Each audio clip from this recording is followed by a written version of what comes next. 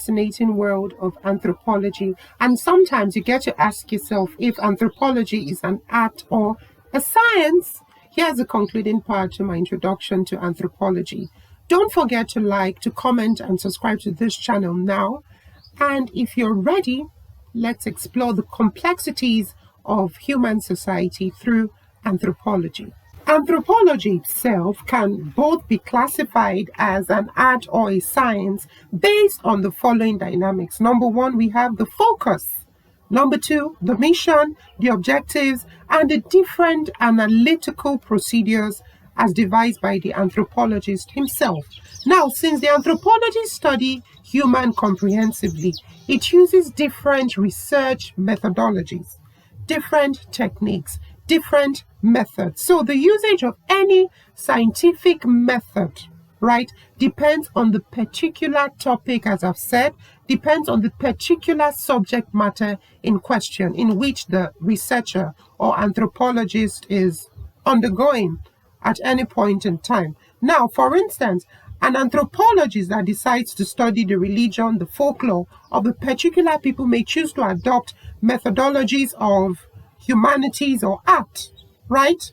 While those that are interested in economy, the physical environment of man, may utilize the methodology of science to achieve that. So we can see the dichotomy, the difference between various methodologies that a researcher or an anthropologist needs to devise or employ. Science itself is not necessarily about the complex calculations or the usage of tubes in the lab. Also, we need to note that science is characterized by point of view, divergent opinions, approaches, and generally accepted techniques, right? And then since we said anthropology is a scientific study of man, therefore, it uses these different techniques. And if you use these different techniques, it shows that there's a different purview in regards to the usage of any particular method. It is imperative that anthropology utilizes these different scientific techniques or method, such as interviews, such as questionnaires, such as focus group discussion. So what we may term as scientific depends on the attitude and on the tradition of discovering evidence. So attitude is a state of mind, is a state of reasoning that sticks with us. It cannot be erased easily. It cannot be taken off easily unless there is an evidence convincing enough to dispel it. So that is science itself. So when you propound a particular, let's say, theory, so to say, right, over time, it gets improved upon, right? There's a little pinpointing that goes on from time to time. So scientific evidence itself is backed up by observation that are concrete. That is what we can see, what we can touch, and what we can observe closely. So in anthropology, observation is a very key ingredient. It's very important. It's a very key element. So any evidence can be criticized or re-examined or rechecked or even reaffirmed so as to pinpoint errors and refined over time. That's time after time. So science is also founded on ethical values. Social ethics are built through scientific values. So a scientific value system, for instance, also affects the interpretation of finding. A scientist, remember, must therefore be ethically neutral and not biased, right? So you must not bring your personal inclination into play, right? So because when you begin to bring your personal inclination, your personal biased opinion, is going to affect the result over time. So what we need to observe closely right here is each scientist involved in any research, in anthropology, for instance, is influenced by societal values on one hand and personal values on another. So what any anthropologist needs to do is to make sure you merge them together. So any anthropologist who harbors the sentiments of other cultures as being primitive is said to be ethically biased and not neutral. So your job as an anthropologist, as a researcher, is for you to be neutral, neither here nor there. So, for instance, the European tradition of viewing other cultures as being lesser, cultures of African origin, of maybe Asian origin, and etc., of being lesser, is being biased. And you don't need to be biased in carrying out your research work in anthropology. So some of the other qualities of scientific observation include accuracy, objectivity, recording, and precision. An observation must be painstakingly carried out or done. That is, constant rechecking or cross-checking is necessary. It cannot be overemphasized. So in anthropology, observation is usually done in natural settings or social settings of the people being studied or your respondent. Also remember, individuals, they hold divergent or different opinions. So it is important to cross-check the reliability and authenticity of an event or phenomenon. So proper record keeping too is also vital or important in anthropology. So objective scientific writing requires the ability for you to see, to accept and interpret information based on the outcome arising from such data and not according to one's imagination, what you think of, what you have in your mind. That is your emotions, so to say, or your prejudices, your attitude, your values, your beliefs and habits. So now taking it back to record keeping, why do we need to keep record? We need to keep record because of future occurrences, right? So when we encounter a particular phenomenon, again, we need to go back to our past record. We need to reminisce on the past. So that is why it is important to keep record. Another thing to put in mind or to take pertinent is precision in scientific observation involves the description and interpretation of data or information that represents the exact situation being observed. So accuracy deals, because we mentioned that one of the qualities of scientific observation is accuracy. So accuracy, for instance, pertains to the general situation of appropriateness or truth. So precision, however, right, can be appreciated not only in numerical data, but in concrete scientific statement that brings out a scientific truth. So anthropological writing and report may differ in the degree of precision depending on the particular problem being investigated and the degree of thoroughness in data collection. So that is why you need to be careful. That is why it is a painstaking process. It goes through a process that needs your attention. So if we're talking about the scientific aspect of anthropological research, to achieve scientific objectivity, there must be some systematic way of doing anthropological research, and they're not far-fetched. So what you need to do is, number one, you need to formulate the problem. That is formulation of the problem, then formulation of objective of the research, because it gives you a guideline, right?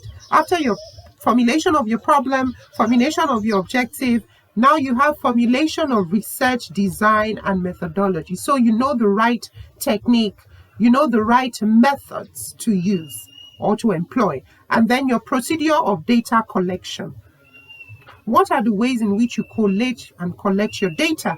Now, the analysis of your data too, and then after analyzing your data, you need to draw conclusions from your findings, from your data.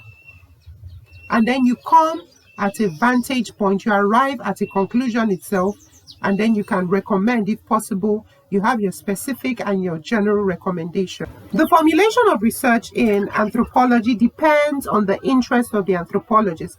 What tickles your fancy?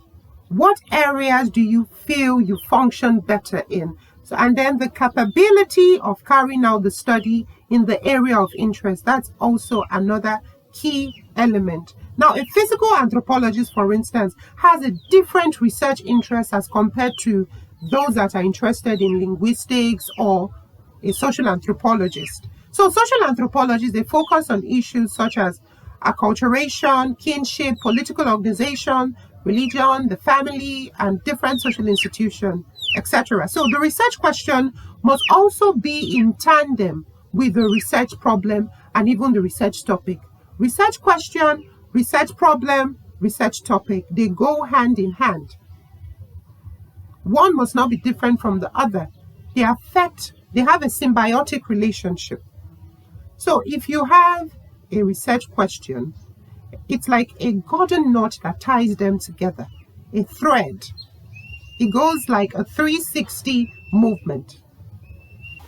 And another thing to consider is the research design. So a particular research design may not be suitable in another. One may work in a particular situation, may not work in another. So the research design helps to guide the researcher on appropriate techniques or methodologies or even method to use. A social anthropologist uses research design such as survey design, comparative, descriptive, cross-cultural, or the longitudinal designs as various options in which they need to choose from.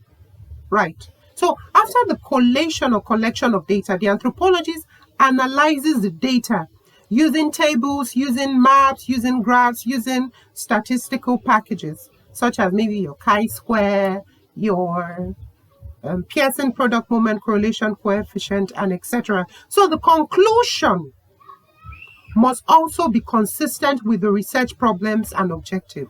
And remember, as we've said, science is a body of organized and verifiable knowledge that, is sourced through or secured through scientific investigation using appropriate methodologies. So any anthropological research which is carried out using appropriate scientific methodologies and which yields a body of organized and verifiable knowledge is referred to as scientific, or it being science.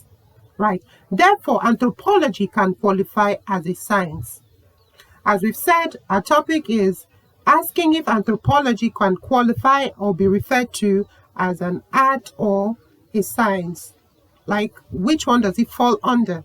So we can refer to anthropology as an art and as well as a science too. So in this regard, anthropology can both be seen as a science and humanity, depending on the specialized area being studied and also the period of such study. For instance, the era. The ancient anthropological writing, they were more historical. Now, classic examples, we have the Greek, the missionaries, the travelers who moved from a place to another, right? And then they had to factor in ethnographic writings and then intelligent reports and etc. So early writings portrayed anthropology as art itself, specifically history. So such history was characterized by speculation and at times by spiritual or prophetic outbursts. The work of an anthropologist is not just merely it being photographic by nature. An anthropologist must also employ imaginative intent or insight, think outside of the box, and possess the necessary skill to be able to interpret findings or data. The humanistic or artistic aspect of the field of anthropology involves the description of people's virtue, of their values, of their language, of myth, of folklores, of kinship, and even marriage. So they must show some level of respect to people's emotion, and as an anthropologist, you must be empathetic. And this is done through participant observation, which is used to gather information from the field. So as an anthropologist or a researcher, you must be a first-hand observer. You must witness the day-to-day living of the people or persons or culture in which you're studying. So therefore, anthropology being classified as either an art or science depends on the perspective that is emphasized by the analyst, researcher, or anthropologist. I always endeavor to put my heart, my time, my energy, my resources into every video I churn out there. And I dream of a day in which my channel, Everything Sociology 24, is going to be quite informative, educational, which it is currently. And your single act of kindness by liking, by sharing, by commenting, and subscribing to this channel will go a long way. Thank you for watching once again. My name is Ode Agbaka Godwin.